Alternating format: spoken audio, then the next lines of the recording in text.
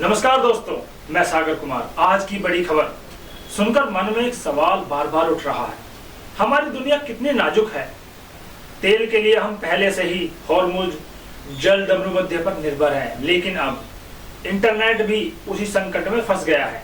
देखिए यह खबर, मध्य पूर्व में चल रहे युद्ध ने न सिर्फ तेल की सप्लाई को रोका है, बल्कि समुद्र के नीचे बिछी उन इंटरनेट केबलों को भी खतरे में डाल दिया है जो पूरी दुनिया को जोड़े हुए है। ईरान ने हॉर्मुज स्ट्रेट को बंद कर दिया है।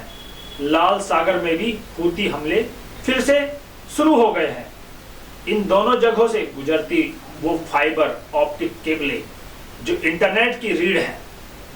एक अनुमान के मुताबिक दुनिया का 17 से 20% इंटरनेट ट्रैफिक इन रास्तों से गुजरता है। अमेजन, माइक्रोसॉफ्ट, गूगल, यूट्यूब, सब कुछ। अगर ये केबल कट गई तो हफ्तों या महीनों तक इंटरनेट ठप हो सकता है। बैंकिंग रुक जाएगी, अस्पतालों की सेवाएं प्रभावित होगी, विदेशी डेटा कनेक्शन टूटेंगे और भारत पर इसका असर बहुत गहरा हो जाएगा। हमारी बहुत सारी इंटरनेट कनेक्टिविटी इन्हीं रास्तों में आती है, इन्हीं रास्तों से आती है। Europe, Asia, data traffic, cloud services, online transaction सब धीमा पड़ सकता है। स्पीड गिरेगी, वीडियो कॉल टूटेगी, काम रुक जाएगा।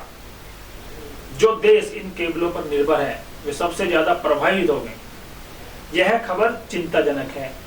इसलिए है क्योंकि हम सोचते हैं इंटरनेट हवा में है, वायरलेस है, क्लाउड, सैटेलाइट, लेकिन हकीकत यह है कि 99% अंतरराष्ट्रीय डेटा समुद्र के नीचे बिछी इन पतली सी केबलों से होकर गुजरता है।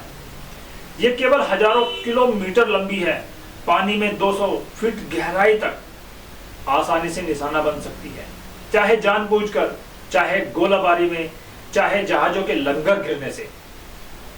ईरान ने हॉर्मुज में समुद्री सुरंगों में माइंस बिछा दिए हैं। शिपिंग कंपनियां डर गई हैं, बीमा कंपनियां प्रीमियम बढ़ा रही है और मरम्मत वो भी मुश्किल, क्योंकि मरम्मत के जहाज भी अब इन खतरनाक इलाकों में नहीं जाते। दोस्तों, यह सिर्फ तकनीकी खराब नहीं है, यह सिर्फ तकनीकी खराबी नहीं है, यह एक हमारी आज़ादी की, हमारी रोजमर्रा की जिंदगी की खबर है। हम डिजिटल दुनिया में रहते हैं, लेकिन उनकी नींव कितनी कमजोर है। तेल के लिए युद्ध होता है तो इंटरनेट भी बंद हो सकता है। सवाल यह है, क्या हम तैयार हैं? क्या सरकारी कंपनियां वैकल्पिक रास्ते तलाश रही है, या फिर हम फिर से उसी पुरानी कहानी में फंस जाएंगे? जब संकट आएगा तब रोएंगे, तब देखेंगे, तब देखा जाएगा। आप क्या सोचते हैं? कमेंट में बताइए। और हाँ, अगर इंटरनेट धीमा हो जाए तो याद रखिएगा, यह सिर्फ स्पीड की समस्या नहीं, यह दुनिया की नाजुकता की कहानी है। नमस्कार।